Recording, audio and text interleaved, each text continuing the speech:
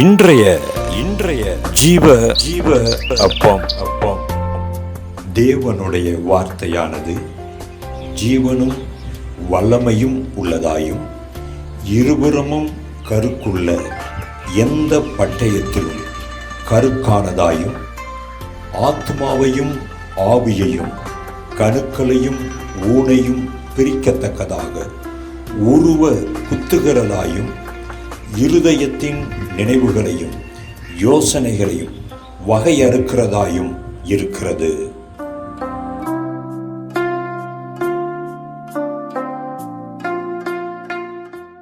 நாம் தேவனுக்கு பயப்படுகிற இருதயத்தோடு கூட மற்றவர்களை மகிழ பண்ணும்படியான வாழ்க்கை வாழ்வோமாக. இன்றைய நாள் ஜீவ அப்பமாக வாசிக்கலாம். நீதிமொழிகள் 29ஆம் அதிகாரம் 3ஆம் வசனம். ஞானத்தில் பிரியப்படுகிறவன் தன் தகப்பனை மகிழ பண்ணுகிறான், வேசிகளோடே தொந்திப்பானவனோ ஆஸ்தியை அழிக்கிறான். ஞானத்தில் பிரியப்படுகிறவன். நம்முடைய வாழ்க்கையில் நாம் ஞானத்தை பெற்றவர்களாய் ஞானத்தில் பிரியப்படுகிறவர்களாய் வாழ்கிறோமா என்று இன்றைய நாளிலே நாம் சற்று சிந்தித்து பார்க்கலாம், தியானிக்கலாம். நமக்கென்று தேவன் வைத்திருக்கிறதான அந்த ஞானத்தை பெற்றுக்கொள்ளும்படியாக பிரயாசப்படலாம். தேவனிடத்தில் அந்த ஞானத்தை கேட்கலாம்.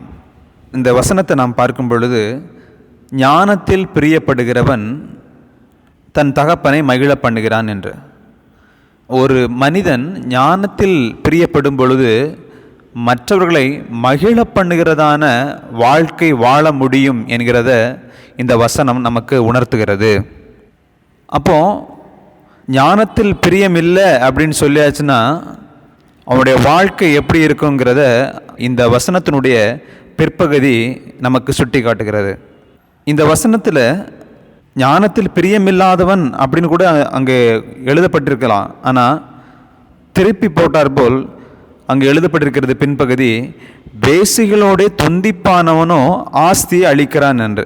அப்போது கர்த்தருக்கு பிரியமில்லாமல், ஞானத்தில் பிரியமில்லாமல் இருக்கும் பொழுது அந்த மனிதன் எப்படியாக இருக்கிறான் என்று இந்த வசனத்தின் ஊடே நாம் பார்க்கும் பொழுது, வேசிகளோட தொந்திப்பானவன், வேசித்தனமான விபச்சாரமுடையவனாக இருப்பான்.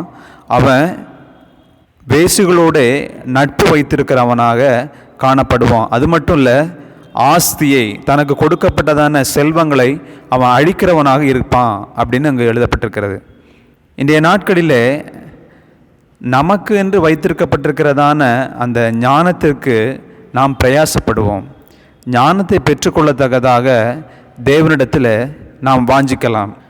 இதோடு கூட ஒரு வசனத்தை நாம் வாசிக்கும் பொழுது, நீதிமொழிகள் 1ஆம் அதிகாரம் 7வது வசனம், கர்த்தருக்கு பயப்படுதலே ஞானத்தின் ஆரம்பம் என்று அங்கு முதற் பகுதியிலே எழுதப்பட்டிருக்கிறது. கர்த்தருக்கு பயப்படுகிறதான பயம் இருக்கும் பொழுது ஞானமானது ஆரம்பமாகிறது என்று அங்கு அந்த வசனம் நம்மோடு கூட பேசுகிறது. அப்போது நாம் தேவனுக்கு பயப்படுகிறதான ஒரு இருதயத்தோடு கூட நாம் காணப்படும் பொழுது நமக்கு அந்த ஞானம் கிடைக்கிறது. நம்முடைய வாழ்க்கையில் இதை நாம் சற்று சிந்தித்து பார்க்கலாம். நாம் ஞானம் உள்ளவர்களாய் வாழ்ந்து கொண்டிருக்கிறோமா? இந்த ஞானத்தின் தன்மையை இன்னும் விரிவாக பார்க்கும் பொழுது, நீதிமொழிகள் 8ஆம் அதிகாரம் 11, 12 அந்த வசனங்களை நாம் தொடர்ந்து வாசிக்கும் பொழுது ஞானத்தினுடைய தன்மைகள் அநேக காரியங்கள் இருக்கிறது. ஆனால் ஒரு சில வார்த்தைகளை நாம் பார்க்கலாம். முத்துக்களை பார்க்கிலும் ஞானமே நல்லது. இன்றைய காலங்களில் இந்த உலகத்தில் பொன் ஆபரணங்களுக்கு அதிக மதிப்பு கொடுக்கப்படுகிறது. அதுபோல் முத்துக்களை பார்க்கிலும் ஞானமே நல்லது அப்படின்னு சொல்லும் பொழுது, முத்துக்களோட விலை இன்றைய காலகட்டங்களிலே எவ்வளவு உயர்ந்தது என்று நமக்கு தெரியும். ஆனால் அதைவிட ஞானம் நல்லது என்று அங்கே எழுதப்பட்டிருக்கிறது. அடுத்ததாக பார்த்தீங்க அப்படின்னா, ஞானமாகிய நான் விவேகத்தோடே வாசம் பண்ணி நல் யுக்தியான அறிவுகளை கண்டடைகிறேன். அப்போது ஞானத்தின் மீது நம் பிரியம் கொள்ளும் பொழுது, அதை விரும்பும் பொழுது நமக்கு விவேகமாக வாழலாம், நல்ல யுக்தியான அறிவுகளை கொள்ளலாம் என்று இந்த வசனம் நம்மோடு கூட பேசுகிறது. தீமையை வெறுப்பதே கர்த்தருக்கு பயப்படும் பயம், பெருமையையும் அகந்தையும் தீய வழியையும் புரட்டு வாயையும் நான் வெறுக்கிறேன். அப்போது நாம் ஞானத்தை விரும்பும் பொழுது தீமையை நாம் வெறுக்கிறவர்களாய் மாறுகிறோம். கர்த்தருக்கு பயப்படுகிறதான பயம் நமக்கு வருகிறது. பெருமையும் அகந்தையும் தீய வழியும் புரட்டு வாயும் நம்மை வெறுக்க அந்த ஞானம் வைக்கிறது.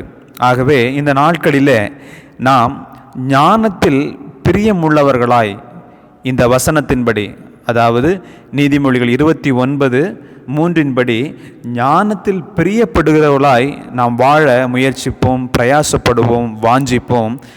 தேவன் நம் ஒவ்வொருவருடைய வாழ்க்கையிலும் மகிமைப்படுவாராக. ஞானத்தில் பிரியமுள்ளவர்களாய் நாம் வாழ்வோம், தேவனுடைய நாமத்தை மகிமைப்படுத்துவோம்.